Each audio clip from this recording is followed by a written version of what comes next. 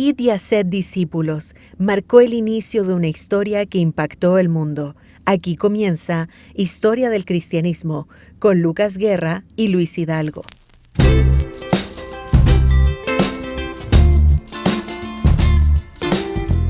Hola, ¿cómo están, queridos hermanos? El Señor les bendiga grandemente.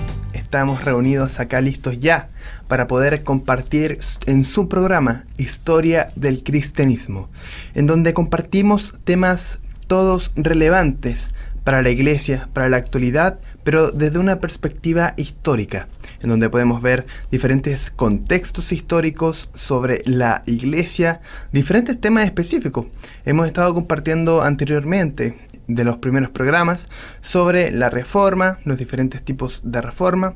Después empezamos a interiorizarnos un poco más en el libro de los Hechos, el contexto un poco más, los fundamentos, que son temas también importantes y relevantes que hemos estado compartiendo hace programas atrás. Y en esta oportunidad nuevamente nos acompaña nuestro hermano Luis Hidalgo, para que esté aquí junto a nosotros, como ya es costumbre, ya compartiendo acerca de estos temas tan relevantes, tan importantes para la iglesia. Estamos compartiendo en el día de hoy, en esta mañana, fundamentos de la historia de la iglesia. Y esta es la continuidad de los programas anteriores que hemos estado compartiendo. ¿Cómo estás, Luis? El Señor te bendiga. Hola, mi hermano Lucas, gusto saludarte, amado, y también a nuestros auditores. Es un placer saludarles en el amor del Señor. ¿Y te parece si comenzamos con el texto lema, que es Romanos 15:4? Ojalá lo terminemos aprendiendo todo de memoria, sí, porque por supuesto ideal. Esto sienta mucho de las bases de lo que es la historia. No es un resumen de la historia, sino porque es importante estudiar la historia más que nada, y es porque tales cosas se escribieron hace tiempo en las Escrituras. Y la historia del cristianismo no puede estar separada del libro de los libros, de la revelación de Dios, de las Escrituras, para que nos sirvan de enseñanza. Y las Escrituras nos dan esperanza y ánimo mientras esperamos con paciencia hasta que se cumplan las promesas de Dios. Y por eso considero yo que es un versículo que nos ayuda a entender la importancia de lo que se ha escrito en el pasado, la consideración de las Escrituras y de ahí en adelante lo que es la historia del cristianismo. Y como diría Joseph Lord, que es un teólogo, un historiador católico romano, que estuvo muy vinculado con el régimen nazi, por supuesto eso no estamos de acuerdo, pero él dice que la historia de la iglesia, la historia del cristianismo es teológica. No es algo separado, es teológica, ¿ya? Y en esa consideración es que estamos aquí, porque cuando hablamos de teología hablamos del discurso de Dios, de lo que Dios ha dicho, y todo lo que eso implica. Por eso es tan importante estudiar la historia de la iglesia, que se da en un espacio-tiempo. Si bien Dios es el creador de la iglesia, la iglesia es la invención divina, pero se da en un espacio-tiempo, lugar determinado. Por lo tanto, la historia de la iglesia es teológica. Vamos a orar, ¿te parece? Para comenzar, Lucas, para que el Señor nos ayude y nos bendiga en este tiempo.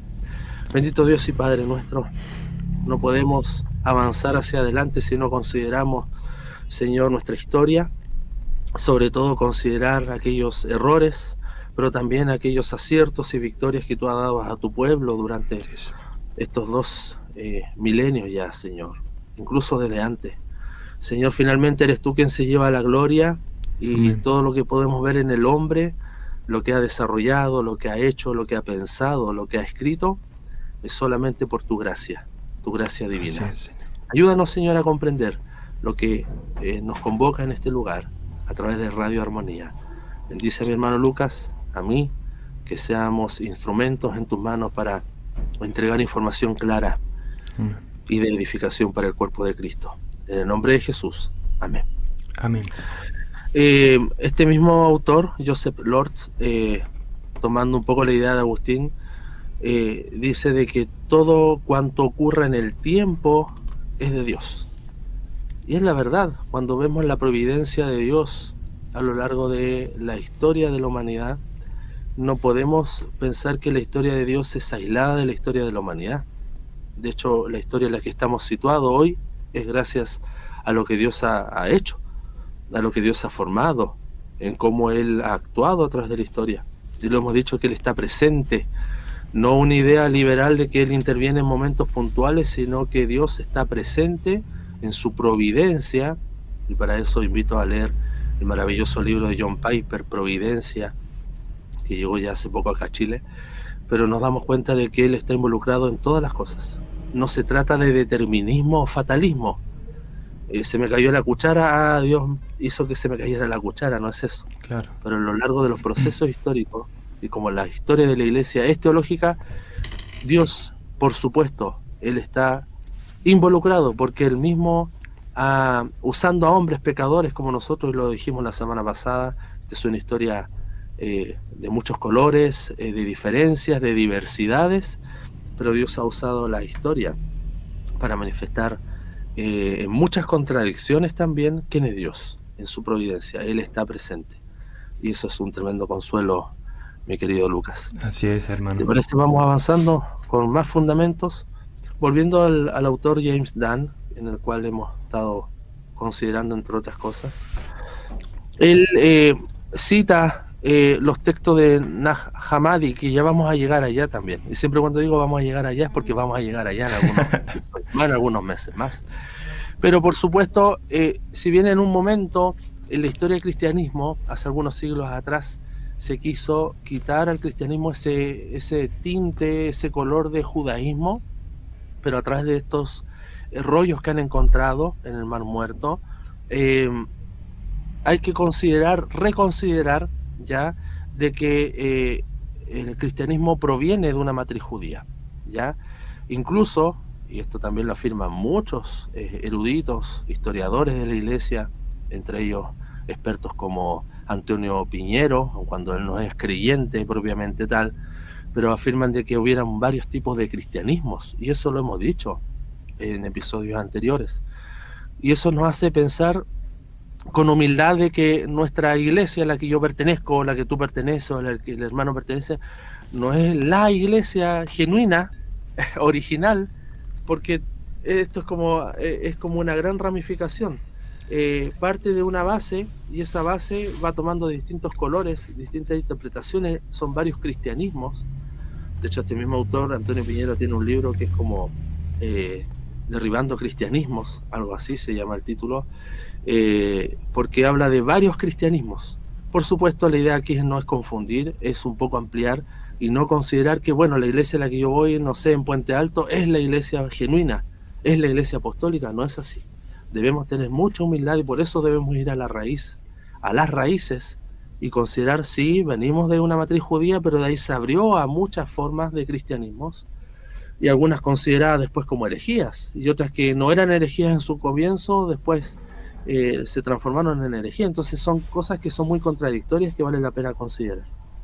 Así que muchas formas cristianas incluso fueron rivales en su momento, imagínate, formas cristianas. Así que reafirmar que Jesús era judío es una verdad absoluta, no la podemos negar, y se ha transformado en un punto de estudio hoy en día para estudiar la historia del cristianismo, ¿ya? No podemos negar que Jesús es judío, ¿ya? Entonces, ¿por qué fue crucificado? ¿Por qué fue juzgado por los mismos judíos? ¿Por qué fue rechazado por los mismos judíos si él era judío? Esas son las contradicciones, claro, que tenemos que resolver. Y después, bueno, ¿y el cristianismo qué es entonces? Cristo es el fundador del cristianismo.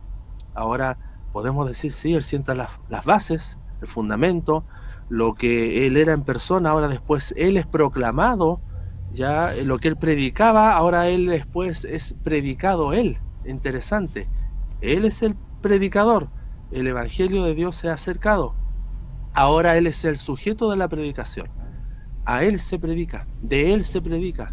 Entonces hay una distancia que hay que considerar, más todavía cuando consideramos que los escritos del Nuevo Testamento se escriben, yo lo he dicho, episodios anteriores, 10, por lo menos 20, 25, 30 años después de que Cristo ascienda a los cielos. Entonces eso vale la pena considerar, ¿ya? Es posible que ya la predicación cristiana ya tuviera algunos tintes de helenismo, Recordemos que el contexto, y eso lo vamos a ver a partir del próximo episodio, si Dios quiere, era el imperio griego, que en su momento estuvo 10 años nada más, antes de lo que conocemos como Nuevo Testamento. Ya el imperio griego conquista y provoca una tremenda influencia cultural, de pensamiento y de idioma. Por lo tanto, cuando pasan algunos siglos después, ya con los primeros cristianos, ya probablemente la predicación, el desarrollo del pensamiento, del dogma, ya tiene mucho de helenismo, y eso también vale la pena considerar. Muy bien. Así que hay que considerar siempre estas transiciones, Lucas, de Jesús a Pablo, de los discípulos a los primeros. De hecho, ya de los discípulos, entre Cristo y los discípulos hay una distancia, porque ninguno escribe a los 3 años después de la ascensión de Cristo, a los 5 escriben después de 10, 15 años. Es tremendo ese espacio, y uno salta de inmediato de los evangelios a Hechos, y uno dice, ¡ay, qué seguidito! Claro, pero Lucas y Hechos eran un solo tratado para Teófilo, ya vamos a llegar allá. Pero eso se escribe mucho tiempo después de la ascensión de Jesús, entonces son detalles que hay que considerar y no ser tan cuadrados o de repente tan obtusos, y decir, bueno, acá hay más. Tengamos humildad para llegar a esas fuentes y poder buscar más y tener ese ejercicio de repensar, de evaluar, de releer muchas cosas, ¿ya? Sabemos que Dios siempre ha velado por su iglesia, ¿ya? Y eso no tenemos ninguna duda. Hay un muy buen autor español, él es experto en cultura del Oriente Medio, ¿no? En especial de la cultura hebrea, ya. Él es profesor allá, creo que ya falleció, Pau Figueras se llama, y él dice que el cristianismo debe ser considerado como un tercer hombre. Mira qué interesante. ¿Qué significa tercer hombre? Ni judío, ni pagano. Y ahí tenemos Efesios 2, que Dios de ambos pueblos están delante de la cruz. Y entre paréntesis pueden escuchar mis podcasts de Efesios en mi canal de YouTube. Un aviso. Están ambos pueblos delante de la cruz, Cristo extendiendo sus brazos, ¿no?, a ambos pueblos, y de los ambos pueblos hace uno. Y por eso este autor, de manera acertada, creo yo, dice que el cristianismo es un tercer hombre. No es ni judío, no es ni griego. Pero sin embargo hay que considerar todo sus raíces. ¿Ya? No es un corte y de ahí para atrás no hay nada. Por eso que al comienzo partimos desde Génesis y de Adán y Eva, el Antiguo Testamento, porque no podemos no considerar lo que ocurre hacia atrás. Así que vale la pena esa consideración también. El cristianismo siempre siente una atracción hacia el judaísmo, ¿ya? Y aun cuando en un momento se quiso callar esa consideración al judaísmo, pero hoy en día, y lo dijimos también, a partir del Holocausto ha habido como un reflotar de los estudios de la consideración cristiana del judaísmo, y que el judaísmo es importantísimo teológicamente, ¿ya? Es un tema a discutir, un tema a debatir. Se quiso separar al máximo, incluso cambiando fechas de los meses, fechas de celebraciones, pero eso no permitió que hubiera una separación absoluta. Por eso ahora se vuelve a considerar al judaísmo, ¿ya? Seguimos avanzando. Es muy interesante también lo que plantea un historiador de la iglesia protestante, Philip Schaff. Creo que no ha llegado nada en español en estos momentos. Tiene un escrito de historia de la iglesia cristiana de más de 4.000 páginas, imagínate. No sé si está dispuesto a leer. Bien extenso, al parecer. No sé si está dispuesto a leer tanto, pero él es un historiador que dice algunas cosas interesantes que vale la pena considerar en estos fundamentos de la historia del cristianismo. El cristianismo no es solo doctrina, ¿ya? Sino que es la vida, es la práctica, es una nueva creación moral, una nueva ciudadanía. Ya es un hecho salvador concreto y que se encarna principalmente en Cristo. Él es la palabra encarnada, Dios hombre, para extenderse, y él a través de él extender sus brazos, ¿no?, a toda la raza humana, Por eso que hablábamos, lo que citaba Pau Figueras, que el cristianismo es un tercer hombre, ya, porque ya no hay judío ni griego, no hay negro ni blanco, es una sola nueva humanidad.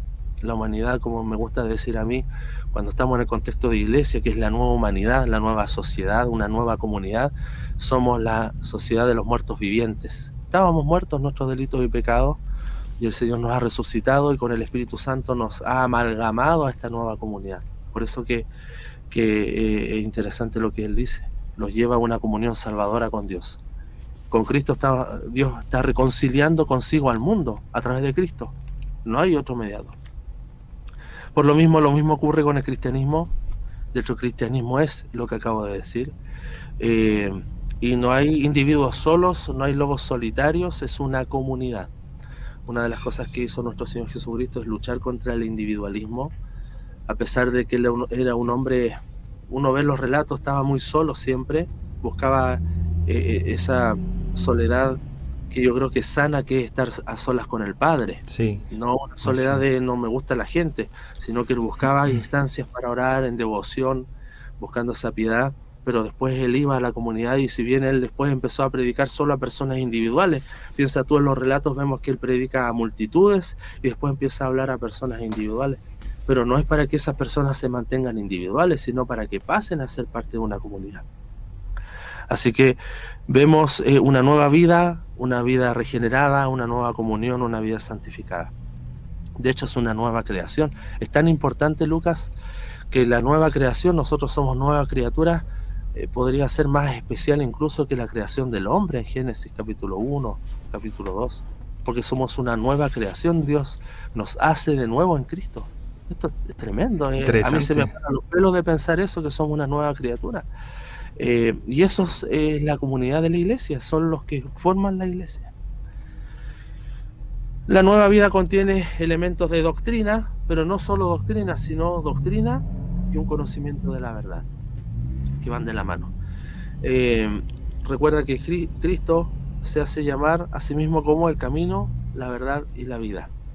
Él mismo es la revelación personal del Padre, y Él nos muestra cómo debemos relacionarnos con el Padre. Este elemento de la doctrina en sí aparece en el Nuevo Testamento, y es interesante, Lucas, que cuando hablamos de doctrina no pensemos en algo abstracto, en alguien que se puso a pensar, en ideas. No, la doctrina es parte de la vida, es parte de la vida. Ya nos pegamos un salto, los puritanos en el siglo XVI, XVII, ellos no podían desapegar la doctrina de la vida. La vida de la doctrina van de la mano. Imagínate, yo digo, bueno, yo vivo una vida cristiana y nada más, no me hablen de doctrina, no me hablen de teología, porque la mucha letra mata. ¿Cómo vas a vivir si no sabes cómo vivir? Piensa tú que la Gran Comisión nos dice de que debemos ir y hacer discípulos enseñándoles a que obedezcan todas estas cosas. ¿Y cómo les enseñamos? Con la verdad, con doctrina, con fundamento, con tiempo, con estudio. Por lo tanto, no podemos desapegar la vida de la doctrina ni la doctrina de la vida. Por eso que, si bien podemos leer, estudiar a muchos autores que a lo mejor no son cristianos y escriben grandes obras teológicas o de historia de la iglesia, pero tú ves sus vidas y son vidas que están sin Cristo. Y tú puedes considerar lo que ellos escriben porque Dios en su providencia finalmente los termina usando, pero no necesariamente estás de acuerdo con su vida, porque viven una vida sin Cristo. Sin embargo, logran teorizar bien. Entonces debemos lograr ese equilibrio, doctrina y vida, vida y doctrina. El conocimiento de Dios en Cristo es siempre apuntar a la vida eterna. No debemos confundir la verdad con el dogma, y acá también quiero hacer una aclaración. Ustedes van a escuchar siempre el concepto de verdad, dogma, doctrina, pero hay distinciones, porque lo dije desde el primer episodio, hermanos. Una de las cosas que a mí más me interesa a partir de ver los eventos históricos es poder justamente ver el desarrollo del pensamiento cristiano, el desarrollo del dogma, ya a lo mejor no absolutamente, pero sí para saber, bueno, de dónde viene lo que creo. De la Biblia, sí, pero hay un desarrollo. Hay personas que opinaron, que interpretaron, y es lo que tenemos acá. Entonces es algo que que si hay un sello de este programa, aparte de que sea para edificación del cuerpo de Cristo, a quienes nos escuchen, es que podamos entender cómo se desarrolla nuestro pensamiento cristiano, el dogma. Pero hay una distinción entre dogma y verdad. La verdad, Lucas, la verdad de Dios que está en su palabra es inmutable, es la esencia, es la médula, es divina la verdad, hay una sola verdad. No hay varias verdades como se promulga hoy en día, hay una sola verdad. El dogma está, si bien el dogma considera la verdad, pero no es la verdad absoluta, porque muchas iglesias formulan sus propios dogmas, Claro. ya sentencias. Eso quiere decir dogma, sentencia, una resolución. Bueno, respecto a Cristo creemos que sí, Él es absolutamente Dios, absolutamente hombre. Lo creemos así, la Biblia así lo refleja, es una verdad inmutable, pero algunos pueden hacer distinciones, y ahí es donde vemos tantos desarrollos cristológicos después de que algunos pensaban que Cristo había sido adoptado, que Cristo es un ser menor que Dios, que Cristo es el primogénito pero no es eterno, y ahí empiezan los dogmas. Y por supuesto hay dogmas que están equivocados, es lo que algunos llamamos heterodoxia, otros son otras opiniones de la ortodoxia. Pero cuando hablamos de dogma, aún así los dogmas son formulaciones lógicas que pueden contener errores igual. Y la iglesia se puede afirmar algunos dogmas, pero pueden contener errores, porque el ser humano siempre busca reformular, busca sentenciar, busca establecer doctrina. Cada iglesia tiene sus doctrinas, su cuerpo de doctrina. Lo mismo las iglesias históricas tienen sus confesiones de fe, pero aún eso no es la verdad absoluta. La verdad absoluta es Dios y su palabra. Así ¿Ya? es. Por lo tanto, el dogma está como con esa distinción. El Nuevo Testamento es un libro de enseñanza, y vemos algo unificado, y ya vamos a llegar allá también cuando nos demos cuenta que es la mente de Cristo quien finalmente usa a hombres, Pablo, Pedro, Juan, Lucas, los demás discípulos, que de ninguno más se nombra algo, pero están haciendo el trabajo de la gran comisión de predicar el evangelio. Por lo tanto, el Nuevo Testamento tiene una sola mente, y eso lo establece también este autor, Philip Schaff.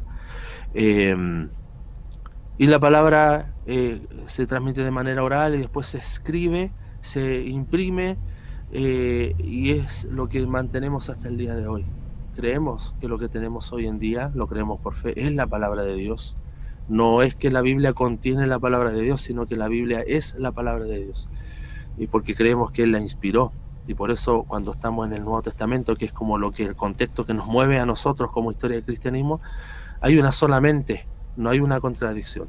Sin embargo, hay que repensar y reconsiderar algunas cosas de los orígenes, que a lo mejor la Biblia no lo establece, pero ahí está la historia.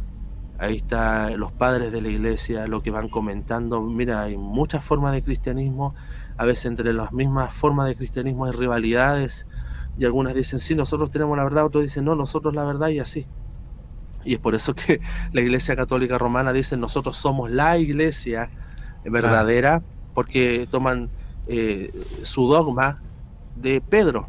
Él es la piedra, de Pedro el primer papa, y de ahí en adelante. Entonces pues hicieron hay un autor llamado el Africano, ya de los primeros siglos, o el mismo Ireneo de Lyon, que establece ya un listado de los papas, o como un listado oficial. Entonces parten de Pedro, justamente Pedro, y empiezan así, Pedro, Papías, y siguen. Entonces por eso ellos dicen, nosotros somos la iglesia verdadera. Pero por supuesto creemos que no es así, ¿ya? Y eso lo da, ¿qué cosa? El estudio, el evaluar, el repensar. Con toda esta armonía, la doctrina cristiana está en el Nuevo Testamento en diferentes formas, pero con una mente, la mente de Cristo, y hay caracteres peculiares de cada una de ellas, la educación de cada uno de los autores, la esfera en donde se desarrolla. Piensa que Pedro donde está escribiendo, mientras Pablo está en la cárcel, Lucas, que es médico, probablemente en un barco viajando, está escribiendo. O sea, son distintos contextos. La verdad del Evangelio en sí misma es infinita y puede adaptarse, y eso lo creemos así, a cada clase. Por eso nos maravillamos cuando vemos hermanos muy humildes, muy modestos, que han sido salvados por la misma sangre de Cristo, y hermanos de estrato social muy alto, con empresas, que también Dios los salvó a través de Cristo. Y eso ha sido durante toda la historia. durante toda la historia. Dios ha salvado reyes, ha salvado a obreros, ha salvado a profesionales, ha salvado a personas que no terminaron sus estudios, no importa, la raza, el color, es el mismo evangelio, es un evangelio infinito. Así es. Y es una verdad infinita. Así que el evangelio se adapta a cada temperamento, a cada orden, a cada talento, a cada hábito de pensamiento. El evangelio se va adaptando. No es que el evangelio lo modifiquemos, pero aún así, cuando vemos en Pablo predicar, por ejemplo, en el Areópago, él está predicando a filósofos. A lo mejor no todos creyeron 1, 2 o 3. Pero él adapta el mensaje y dice: ustedes tienen una estatua del Dios no conocido, bueno, de ese Dios yo les voy a hablar. ¿Por qué? Porque los filósofos siempre estaban buscando un nuevo conocimiento y bueno, dijeron, si hay un conocimiento que no conocemos y no tiene nombre de quién lo formuló, bueno, a ese le dedicamos una estatua. Entonces Pablo parte de ese principio y les predica a ellos. ¿Te das cuenta? Se adapta, pero es el mismo evangelio de Jesucristo. Debemos considerar que hay diferencias. Ya hay grandes divisiones religiosas en el mundo, y esto ha ocurrido siempre, y aún así podemos considerar la historia del cristianismo como algo que Dios ha preservado durante el tiempo, pero aún así hay diversidad, aún así hay diferentes formas de expresión del cristianismo. Pero de alguna manera somos una raza especial que a lo mejor no tenemos... Es que esto es tan contradictorio, Lucas, porque tú piensas, ve tu iglesia, ve tu propia iglesia local. ¿Cuántas diferentes personas hay? Las cuales Dios salvó, rescató de diferentes contextos. Pero somos una raza especial y eso es y la identidad de eso es Cristo. No es otra. No es otra. Y tú dices, pero ¿cómo esta persona? Dios la salvó, mira cómo es. No sé. Yo miro mi iglesia y veo la diversidad de personas que hay. Y uno glorifica a Dios por eso. No es que uno le reclame a Dios, pero uno dice, pero Señor, ¿cómo Él y cómo yo? Pero la identidad, finalmente la identidad está en Cristo. Nuestra identidad está en Cristo. ¿Ya? Tú ves ahí, los paganos se convierten sin conocer la ley de Moisés. Eso lo vemos en el contexto del Nuevo Testamento. Pasaron de inmediato del estado de naturaleza al estado de gracia. Mira, no conocían la ley de Moisés como sí lo conocían los judíos. El primero... que quiere decir los paganos representaban, los judíos representaban el principio histórico, tradicional, conservador, somos el pueblo de Dios, escogido, Él ha sido nuestro Dios de hace 3.000, 4.000 años atrás, antes de Cristo, mientras que los paganos dicen, nosotros representamos la libertad, la independencia y el progreso. No tenemos la ley hacia atrás, aun cuando pecaban según la ley, eso no lo podemos desconsiderar. Pero el pagano es una nueva, se adhiere a este cuerpo de Cristo, forman parte de un pueblo y por eso que para los judíos es tan difícil, y ahí lo vamos a ver también un pasaje muy importante para entender mucho de este contexto, es Hechos 15, el primer concilio de Jerusalén, como los judíos dicen, ya no demos más carga a ellos, no les podemos exigir a ellos que hagan las cosas que hacíamos nosotros como judíos, pero piensa tú que para ellos es tan difícil. Cuando ellos son creyentes y están en Cristo, ahí Pablo, Pedro, todos los del concilio Jacob, están en Cristo, pero es desapegarse de toda una cultura para atrás. Bueno, nosotros somos pueblo judío y vienen unos paganos, unos prosélitos, se unen a nosotros, gente que no es judía, y mira, ahora son parte del mismo pueblo. Es difícil. Sí. Y debemos ponernos un poco en los zapatos de estos primeros discípulos.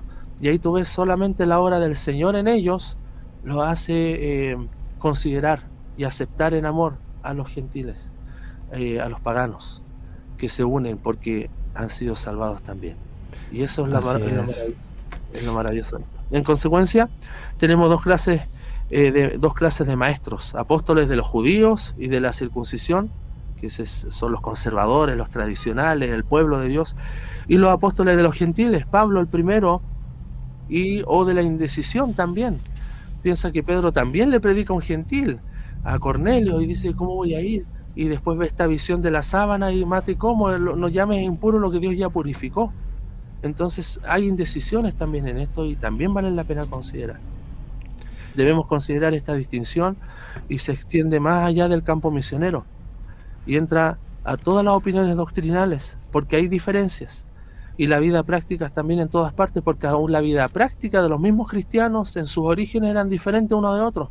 Algunos se aislaron, otros permanecieron en Jerusalén, algunos arrancaron. ¿Te das cuenta? La vida práctica fue distinta también en ellos. Volviendo a un autor que yo he citado anteriormente, James Dunn, vamos a comenzar nos vamos a ir como poco a poco acercándonos. Vamos a definir algunas cosas, porque debemos considerar siempre este espacio.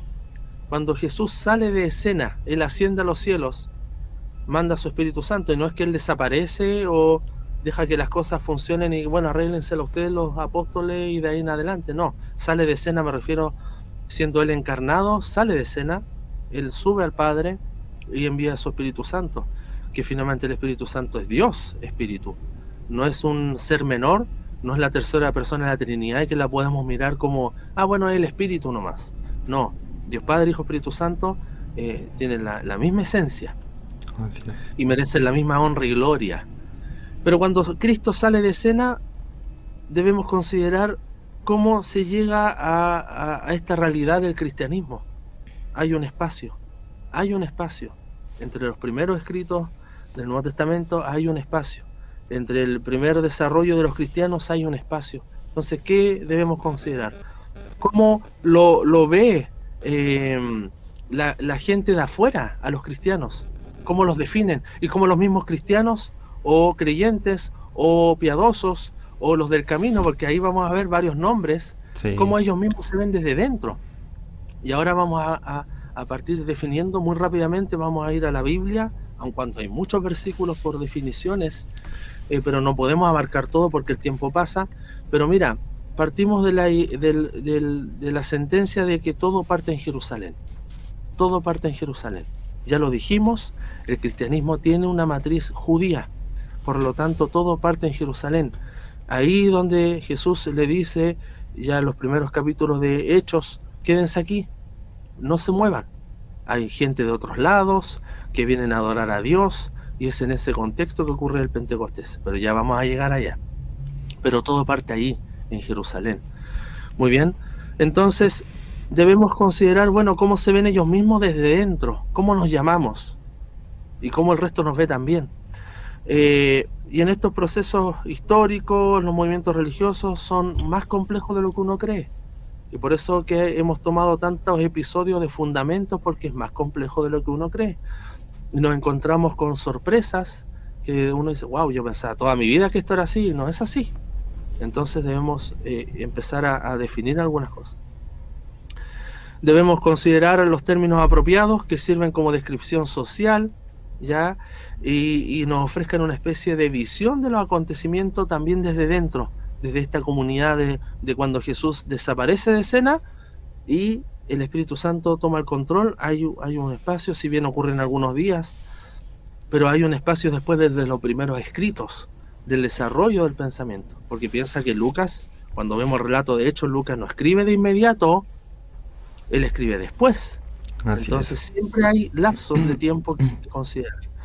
Y con esto no estoy negando la autoría de Lucas, o estoy negando la realidad del libro de Hechos, o negando los evangelios, no es eso.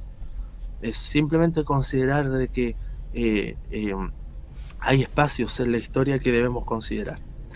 En primer lugar, ¿qué fue lo que comenzó en Jerusalén?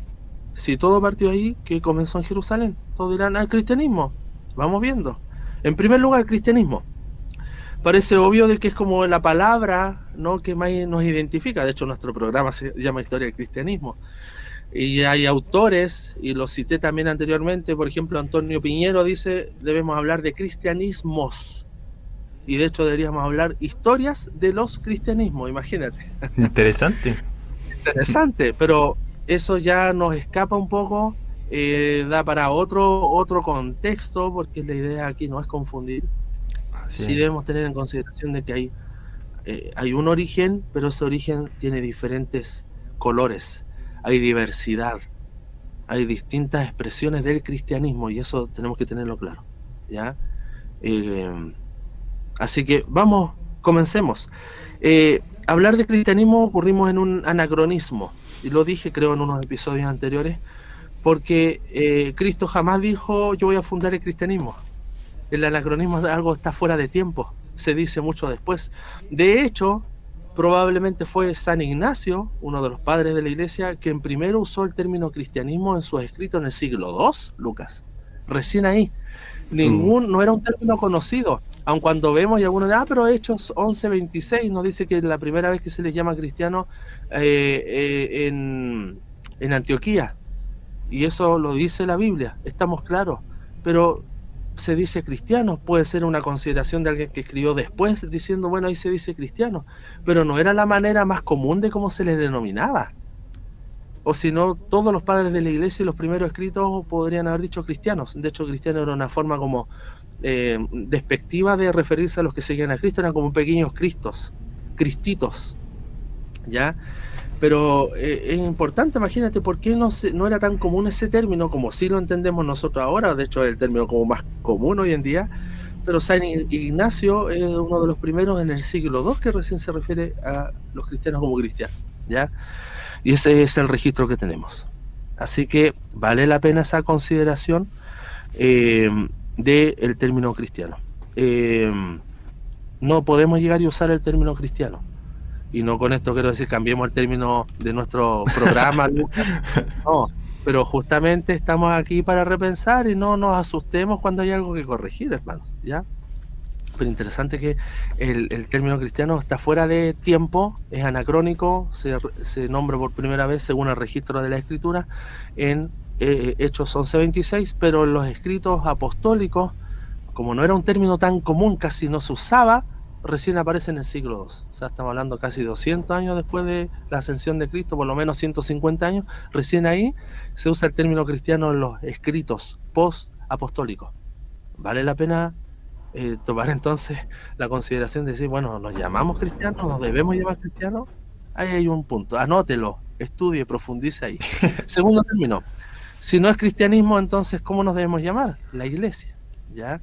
Y aquí estamos en esta búsqueda siempre de la iglesia histórica, y este uso, si bien lo desarrollé tiempo atrás, eclesía es un término que se usaba ya en el Antiguo Testamento como asamblea, como convocatoria, así lo traduce la Septuaginta, que es la traducción del griego del Antiguo Testamento, ya que incluso tenía dentro de esos escritos quienes tienen una Septuaginta, yo tengo una por supuesto, tú ves ahí la Septuaginta y tiene los escritos apócrifos, los que usa la Iglesia Católica Romana, que después ya no se consideraron en el canon cristiano evangélico, pero ahí ya se usaba el término eclesía como convocatoria, y a lo mejor se usaba para cualquier convocatoria, alguna reunión en el Nuevo Testamento también, alguna reunión en un juicio, no necesariamente en un término que el Señor convoque, pero después empezó a tomar esta definición de que es la convocatoria, la asamblea de los que se reúnen en el nombre del Señor, ya para darlo en palabras muy simples. Es una convocatoria, y ahí donde también podemos aportar de que iglesia es ecaleo, llamado desde fuera, ya Dios nos llama y no somos parte de ello. Así que el término eclesía muestran las intenciones de Jesús. Él de hecho llama y las puertas del Hades no prevalecerán contra ella, se refiere a la iglesia ahí en Mateo 16, hablando justamente de que él edificará su iglesia, ¿ya? Y si la verdad de Pedro es que Jesús tú eres el Cristo, y sobre esa verdad fundaré mi iglesia, ahora esa convocatoria son los que se reúnen en el nombre del Señor. Es la convocatoria que Dios mismo hace a través de Cristo y por medio del Espíritu Santo, ¿ya? Esto da cuenta de una entidad unificada, algo que ha representado siempre un ideal teológico desde los primeros tiempos. Así que la iglesia pudo haber sido un término histórico, sí, probablemente de mayor uso que el cristianismo, probablemente, pero sigamos avanzando, ¿ya? Esto también, antes de avanzar, mira, busca por favor, Lucas, Colosenses 1:18 al 24.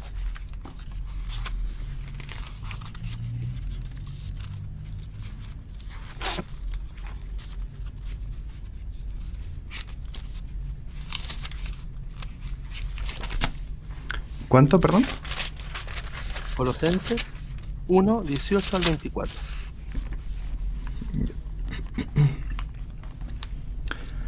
Dice la palabra del Señor: y Él es la cabeza del cuerpo que está en la iglesia, el que es el principio, el primogénito de entre los muertos, para que en todo tenga la preeminencia, por cuanto agradó al Padre que habitase toda plenitud, y por medio de Él reconciliar consigo todas las cosas, así las que están en la tierra como las que están en los cielos, haciendo la paz mediante la sangre de su cruz. Cuando yo hablo de los distintivos históricos de la iglesia, podemos decir que la iglesia es una, santa, apostólica y católica. No es católica romana, católica, es universal, pero es interesante que el término católica fue usada recién en el siglo II por, otra vez, San Ignacio. Y Pablo, uno de los únicos pasajes donde se refiere como a esta iglesia universal es lo que acabas de leer tú. Siempre él se refiere, escribe a iglesias locales. Y sabiendo de que cada iglesia local, y esto es importante, cada iglesia local es una expresión de la iglesia universal. Lo que la iglesia local es lo que debiera ser la iglesia universal. No es una parte, no, es la iglesia local, es la iglesia universal. No lo podemos desapegar. La iglesia que reúne a todo creyente de toda lengua, toda nación, ese cuerpo invisible de Cristo, o algunos llaman el cuerpo místico de Cristo, pero se hace visible en nuestra realidad local, nuestra iglesia local, la que está en Puente Alto, la que está en Pudahuel, la que está en Maipú, en Trujillo, en Perú, la que está en China, es la iglesia local. Pero no son diferentes. Sin embargo, el mayor énfasis que Pablo da en sus escritos, y yo creo que en la mayoría del Nuevo Testamento, de los otros escritores también, es hablar de iglesias locales, iglesias puntuales. ¿Y estas iglesias son el reflejo de la iglesia universal? Debieran serlo, por supuesto que sí. Pero referirse a la iglesia universal, como lo que acabas de leer tú, yo creo que es la única de las pocas consideraciones que Pablo usa como hablar de esa iglesia universal. Entonces tú dices, bueno, entonces ¿no es importante la iglesia universal? Claro que sí, pero que esta se debiera reflejar a nivel local. Debiera reflejarse así, es la misma, no son dos iglesias, claro. No es que Cristo viene a buscar una iglesia invisible y la otra visible. Me llevo a la iglesia invisible, que reúne a creyentes de toda nación, y me llevo también a los de la iglesia bautista tanto. No es así. No es así. Así que importante eso también, Lucas. Y Ignacio de Antioquía entonces fue el primero en usar el concepto de iglesia en sus escritos post-apostólicos. Entonces otros términos que se usan, y uno dice, bueno, somos cristianos, no sabemos, el término está bien usado, estamos ahí en la duda. Iglesia, también estamos en la duda porque hay que considerarlo.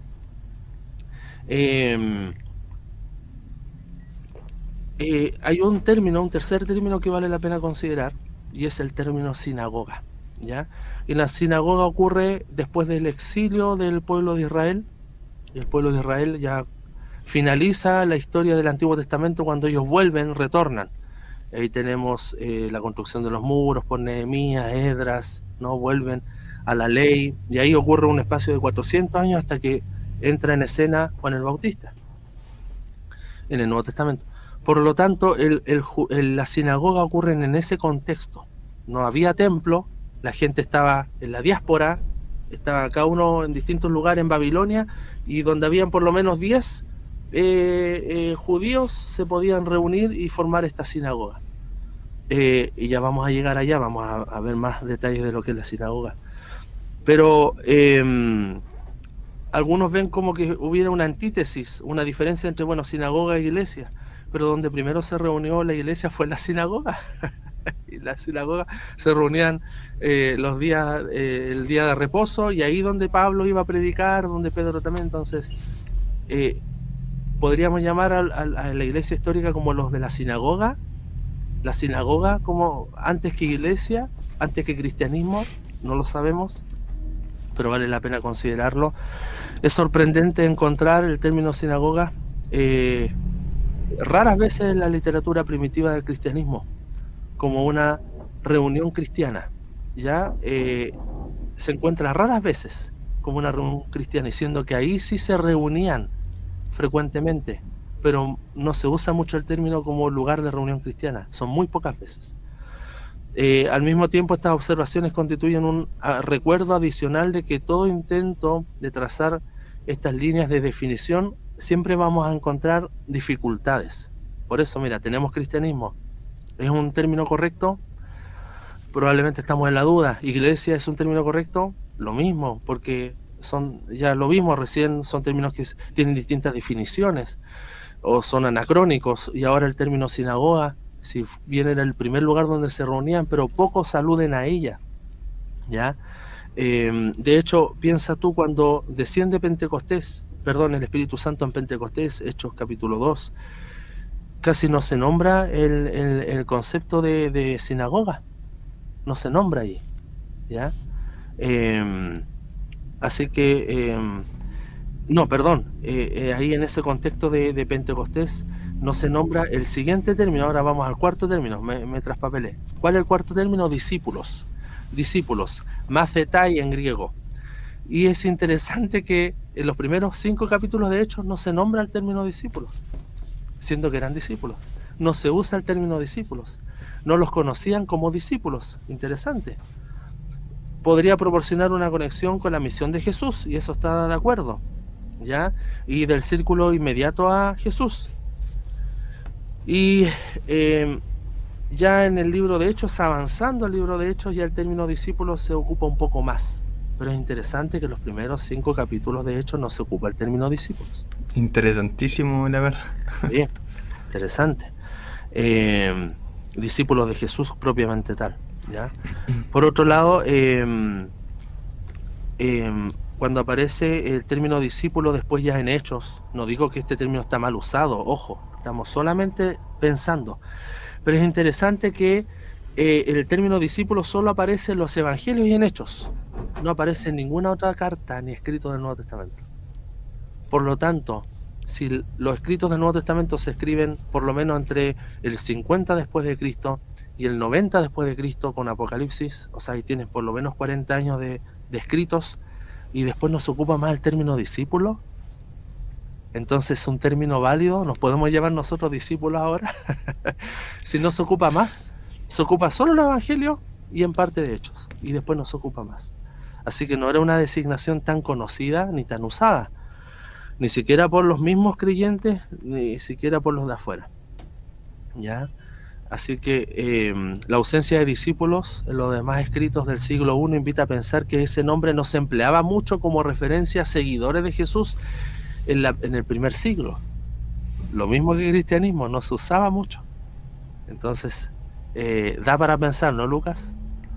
Sí, sin duda. Otro término, quinto término histórico, creyentes. ¿Es realmente el primer término colectivo? Este sí que es el primer término colectivo empleado para la nueva comunidad, ¿ya?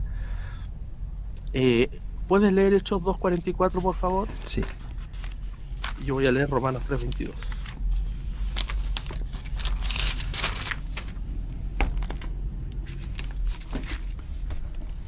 $44, ¿verdad? Hechos 2:44. Todos los que habían creído estaban juntos y tenían en común todas las cosas. Amén. Nos quedamos con ese versículo. Léelo de nuevo, Hechos 2:44, Lucas. Sí.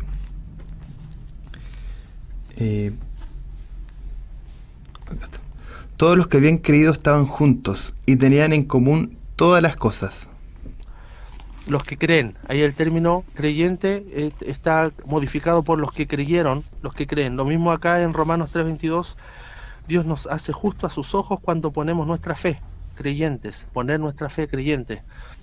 A lo mejor el término técnico creyente está modificado por estos, los que creen, ¿ya?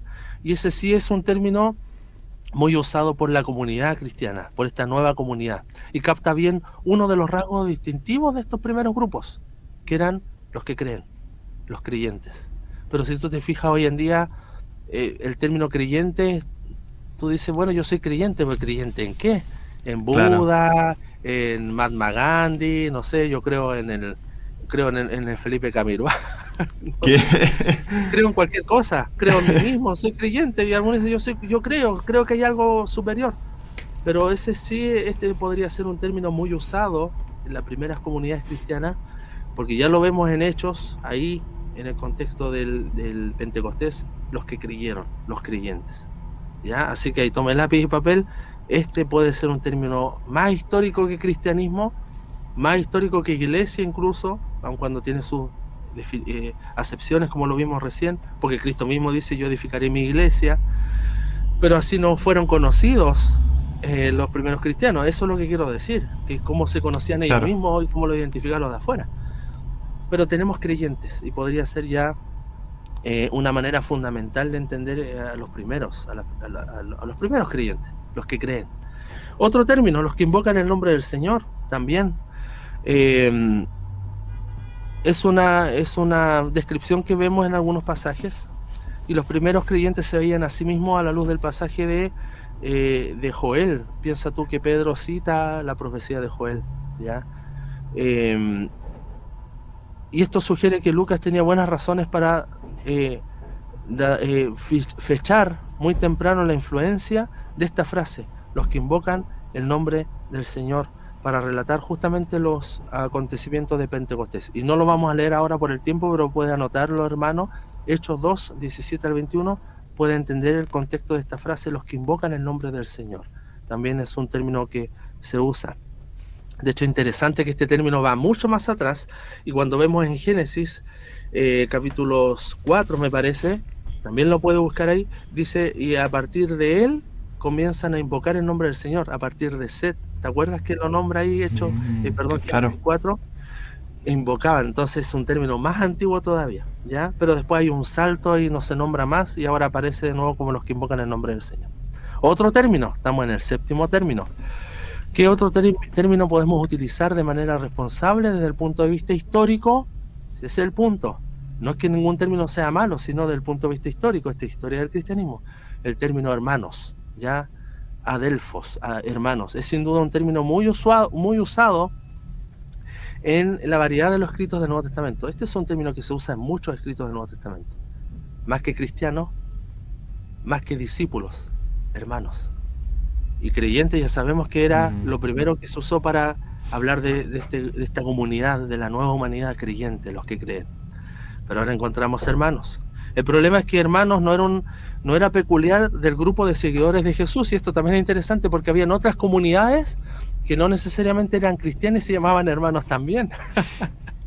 Entonces vemos aquí, bueno, hermano no es un término solamente cristiano, ¿no? Porque tú ves la gente del mundo, se llama hermano, ¿no? El incrédulo: hola hermano, ¿cómo Claro. estás? Hermanito, ¿no? O hermanito, hermanito, dame una moneda. Ya.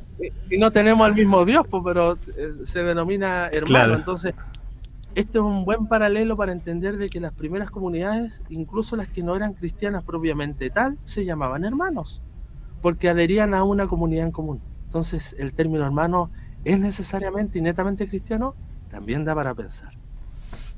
La hermandad es el término hermandad, tú lo ves en grupos como los masones, por ejemplo, se llaman hermandad. Y ahí tú puedes, bueno, son cristianos o no, ese es otro tema, pero se llaman hermandad. ¿Cuántos grupos en Estados Unidos, las universidades tienen sus grupos de jóvenes, sus fraternidades? ¿Has escuchado ese término? Sí, muy Y se llaman conocido por ahí. hermanos, una hermandad, y no son cristianos. Entonces el término hermanos también vale la pena considerarlo como es un término histórico para la iglesia. Otro término, santos, utilizado sobre todo en las cartas de Pablo. Pablo es quien más usa el concepto santos, agios, santos. Saluda a los santos que, y esto también nos da cuenta de que nuestra salvación nos otorga un primer estado de santidad, que es separación del mundo. Dios nos hace santos. Piensa tú, 1 Corintios, los llama santos y después como los regaña una y otra vez por su conducta, por lo imperfecta que es la iglesia de Corinto, pero sin embargo los saluda como santos. Y el llamado después del resto de los escritos, cuando él escribe sus cartas, los saluda como santos, porque esa es nuestra posición delante de Dios, pero después en los escritos es para que nos santifiquemos, porque eso es progresivo, es constante. Por lo tanto, el término santo también es un término ocupado incluso también en Apocalipsis, ¿ya? Esta palabra tiene sentido solo de Pero esta palabra, ojo, tiene sentido solo para el interior del grupo, desde adentro. Los de afuera no los llamaban a los de adentro de la iglesia, mira, ahí están los santos, sino que entre los mismos cristianos, en este caso el apóstol Pablo los llama santos, como para establecer, mira, ustedes son estos. Creyentes, a ustedes les hablo, Colosas, Corintios, a ustedes les hablo, son santos. Pero los de afuera no conocían. A los primeros seguidores de Jesús, o hermanos, o cristianos, ya no sé qué término usar, no los conocían como santos. No los conocían como santos. Otro término, los elegidos. Como pueblo, persona, tema central en la concepción judía. Porque los judíos sí ocupaban este término mucho. Somos el pueblo escogido, los elegidos. ¿Ya? Y este era un término, ya lo vemos en el Antiguo Testamento, y incluso las sectas del Mar Muerto, de las que se han encontrado escritos, y ya vamos a llegar allá, también se denominaban como los escogidos y los elegidos. Por lo tanto, también es un tema que hace conexión directamente con el pueblo judío. Bueno, ahora nosotros somos los escogidos, ya no el pueblo de Israel, y ahí está el debate hasta el día de hoy. La iglesia es Israel, la iglesia es distinta de Israel. ¿Te das cuenta? Entonces, ¿quiénes son los escogidos? ¿Israel más la iglesia, un solo pueblo, o hay distinción? Interesante este tema que estamos compartiendo. Querido Luis, el tiempo nos ha alcanzado, ya estamos... ¿Me regalas 2 minutos? Ya, 2 minutos. Solo para nombrar, ya, y con esto terminamos. Sí, está bien. 1 minuto, amado. Mira, otros términos que se usan también, los pobres, también había una consideración, pero no era muy usado, pero sí se les llamaba como los pobres a algunos, pero no hay mucho sustento de esto. Otro término, los amigos, ya, y se usaba intercambiable el término amigos, justos, rectos, ya, que era también los salvados. Estos son otros términos que vemos en el Nuevo Testamento, pero no necesariamente eran términos históricos. Ya sabemos, amigos, justos, los que son salvados. Y otro término que sí es usado es los del camino, y esto alude también a Juan el Bautista, que él viene a preparar camino, él abre camino, y eso alude a Isaías. Por lo tanto, acá también vemos una conexión histórica, ¿ya? Y de hecho a los del camino es de la manera en cómo se les identificaba a los primeros cristianos, porque habla de vida como un modo de vivir, la asociación de ideas entre conducirse como caminar al estilo de la vida de alguien a quien seguir, ¿ya? Por lo tanto, el término camino lo vemos como un término usado por los primeros creyentes, y los de afuera sí los reconocen como los del camino, y eso lo vemos en el libro. Interesante. Seguidores del camino, tanto hombres y mujeres, ¿ya? Esto alude, por supuesto, a Isaías 40. Otro término, secta, también es un término muy usado en los orígenes, porque el cristianismo fue una secta judía, proviene de ahí. Por lo tanto, ya en Hechos 24, Hechos 28, encontramos la secta de los nazarenos también como término, así que es un término histórico, secta. Y los nazarenos también era usado, Hechos 24. Nos hace percibir aún más de cerca un modo peculiarmente judío de designar a los primeros creyentes, porque recordemos que el cristianismo tiene su matriz judía, por lo tanto también los identificaban como los nazarenos, ¿ya? Los galileos también era otro término, y con eso ya creo que estamos terminando, mi estimado Lucas, como para considerar. Hay mucho que considerar. Nuestra mente se expande ante tanto conocimiento. Amén. Así que le pedimos al Señor que sea Él guiando toda esta información para que pueda llegar a buen puerto, para que lo podamos atesorar, porque estos temas no se tocan normalmente, pero son temas muy necesarios de poder compartir para el crecimiento de una iglesia saludable, para que cada hermano también pueda ser edificado. ¿Me permite orar cortito, Lucas, sí, para terminar? Oremos Señor, al Señor. Agradecemos este tiempo que nos regalas, alabamos tu nombre y gracias por darnos este tiempo, este regalo del medio, como la radio, como el internet, las redes sociales, para llegar a mucha gente y que puedan venir al crecimiento, al conocimiento de la gracia de nuestro Señor Jesucristo. En el nombre de Jesús. Amén. Amén. Bueno, Luis, ha sido un gusto. Ahora a seguir aprendiendo, a seguir estudiando más acerca de la historia de la iglesia, del cristianismo. Ahora viene contexto del Nuevo Testamento. Ahora sí viene contexto, más interesante. Se vienen grandes temas también para poder compartir. Y bueno, querido hermano, querida hermana, estamos llegando ya al final. Le invitamos también a que si usted se ha quedado con alguna duda, alguna pregunta, respecto a estos programas que hemos estado compartiendo sobre la defensa de la iglesia, los aspectos teológicos, el valor importante de la iglesia cristiana, como también el contexto social político. No se preocupe, si tiene alguna duda, usted nos la puede hacer llegar a nuestro correo electrónico para que pueda buscar un lápiz y un papel también. historia@armonía.cl historia@armonía.cl. Ahí usted nos puede hacer llegar su consulta, su duda acerca de estos temas y le vamos a estar respondiendo también. Muchas gracias, querido auditor, querido hermano o hermana en Cristo. Recuerde que este programa va a estar en las plataformas digitales, en Facebook, como también en nuestro canal de YouTube. Y el audio usted lo puede escuchar en Apple Podcast, en Spotify y también en nuestra página web www.armonía.cl. Que el Señor le bendiga grandemente y bueno, ahora lo dejamos invitado para que siga en la programación de Radio Armonía. Dios le bendiga.